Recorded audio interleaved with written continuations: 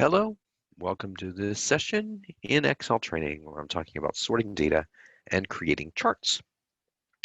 And that's what we'll do, sort data and create charts. So I want to talk about sorting data first. So sorting data is really an easy piece to manage, and it really helps you kind of identify fairly quickly what you're doing with kind of a data analysis approach. So basically, sorting can be done when you're doing in Excel. You just highlight the rows. You can do it a couple ways, of course. I'm going to increase this. So basically, you can take a look at this. And one way is to really look at the data, right? And then we can do a sort or we can filter.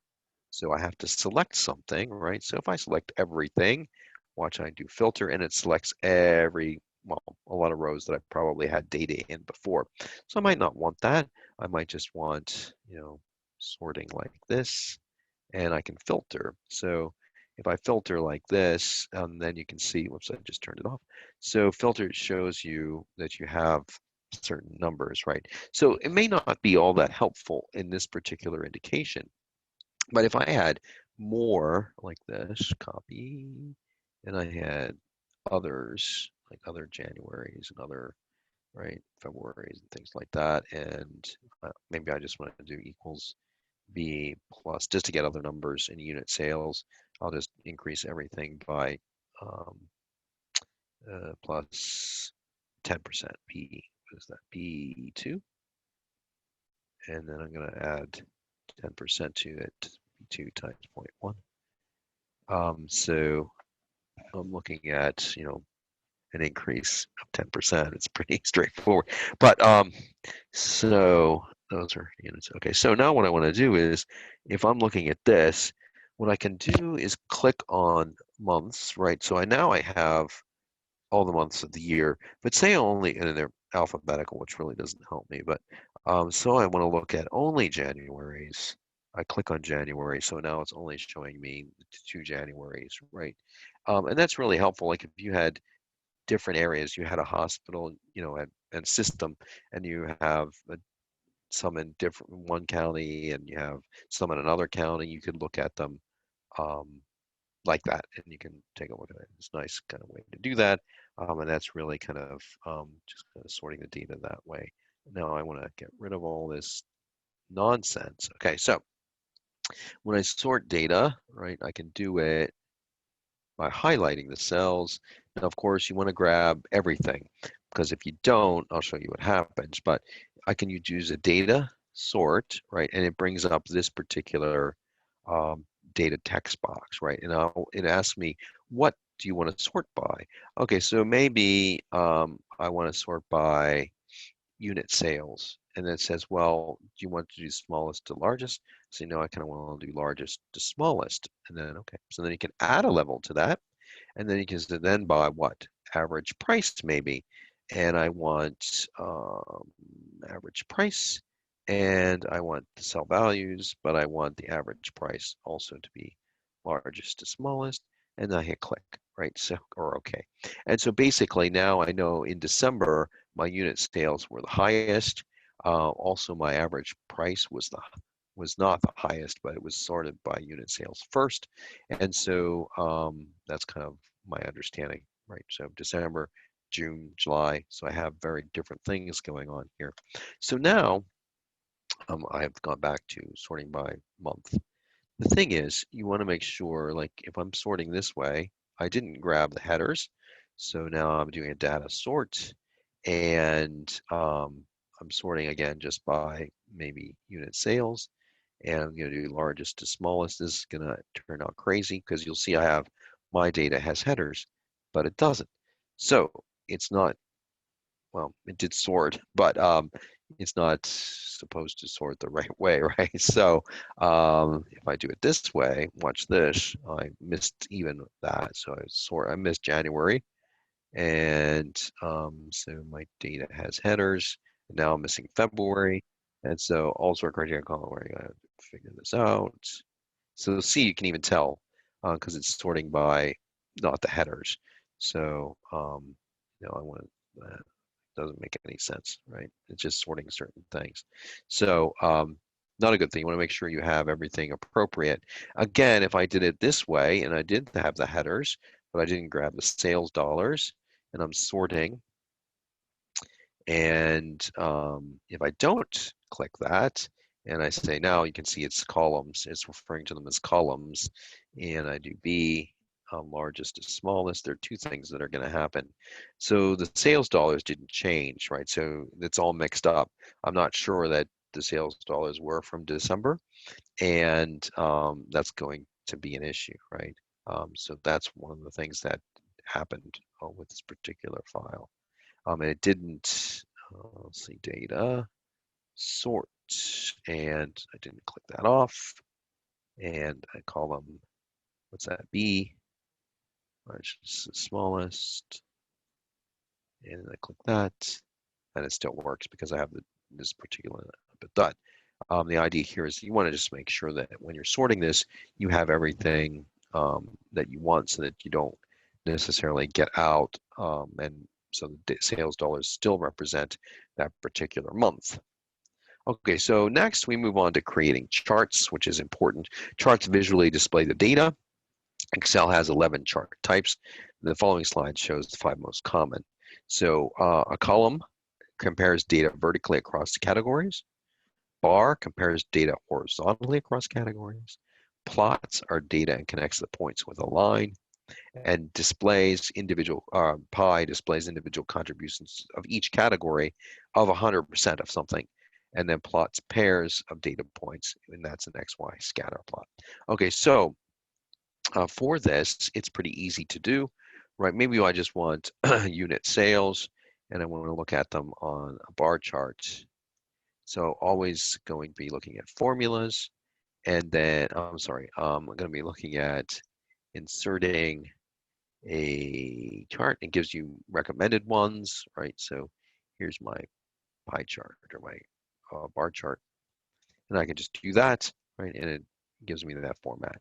Now I can do things in format of the accesses pretty well, but I can add things. Just go into the chart and do a right click, and so you can change the chart type right in there. You can select different data if you want to. So if I select different data, I'll just say, okay, so instead of that data, I want uh, maybe month, right? I still want the month, and I hit Control, which means now I can do something other than that in a different column, and I can do average price, and I say, okay, so now I have average price in there, right? And you can do a right click on the bars to add data labels. So now I'm looking at the data labels. You can click on the graph itself, and you can form a chart area, and it'll give you other things that you can chart out. So if I want to chart elements, I can add access titles, and I can add a primary horizontal, and I can add a primary vertical. So I don't know where the vertical went.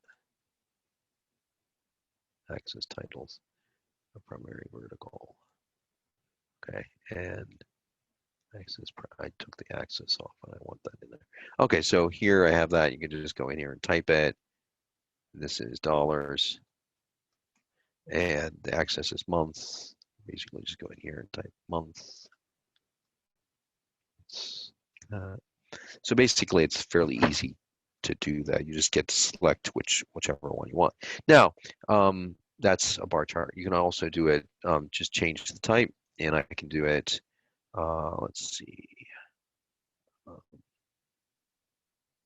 type, and I can do a bar. So, it gives me all these particular types of things that I might want to do. I can do a bar, go like that. I can change it to a line graph.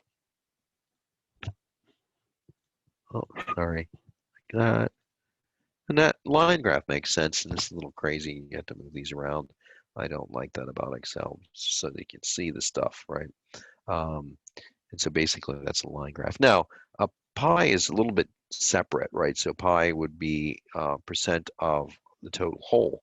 So you can use that because this is a total year, right? So we know what the total is, and Excel will do it for you by itself. You don't have to figure out the percentages.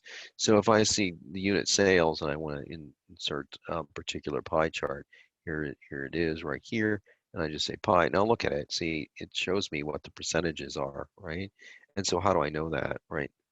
Well, I can click in here, and now I've highlighted the whole pie. I right click and I can add data labels, right? So I can add data labels, and those are the numbers. But then if I click it again, format data series, I can format my data series and move it around, right? But I can also, I should be able to look at, let's see, data, data labels. So this gives me all the things that I could do with the data labels, right? So maybe I don't want the value. Maybe I want, maybe I want, let's do that again. Another data series, data labels. And I'll say I want the percentage, but I don't want the value. So now I know what that is, and I can also show the series name. That's unit sales, or my category name, which is the month, right? So, and then I can actually get rid of this if I wanted to. And oh, let's see, where is January? January is up top. Say we wanted to rotate this, I can change the rotation of it, and it changes around. January upfront makes kind of sense. So basically, you don't have to do the percentages. You could. So it says January is 13%. Of course, we could figure that out. We insert a column here and we total it. We can do this two ways. We can total it, right? So how do we total? Well, we look at a formula and we have sum, right? So there's my total. Oops. Sum and enter. And so I can basically say equals B2 divided by B14. Okay, but now when I move down, because, okay, it's 0 because it's a percentage. And so basically, if I just go like that, it shows up. Now, February is not going to show anything because it's relational, so it's going down to the next one. So to avoid that, of course, I need to go $14. I don't need to change the B because I'm not moving over columns. I'm just moving down the rows. And so there. And then I can always just check myself by looking at sum of the formula. It should be 100%, right? So we could do it that way, or we could create a formula. So now January is 13%. Yeah, they got it. And we could do it this way as well.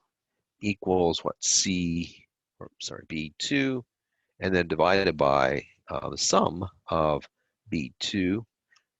But I'll have to go $2 through my range, $13. So I'm not using that total, but I've created it anyway, so you can see that, right? Because here you have the numerator, it's blue, you have the denominator as my range. And so basically I've created 13%, and I just click that autofill, and I have the same. So many ways to do that. But here we're creating graphs and trying to make that understandable as possible. I don't know how many times people try to use a pie chart for things that don't add up to 100%. It just doesn't make sense. It has to be part of the whole. So that concludes this recording. I was talking about creating charts or creating graphs, and also doing some sorting of data.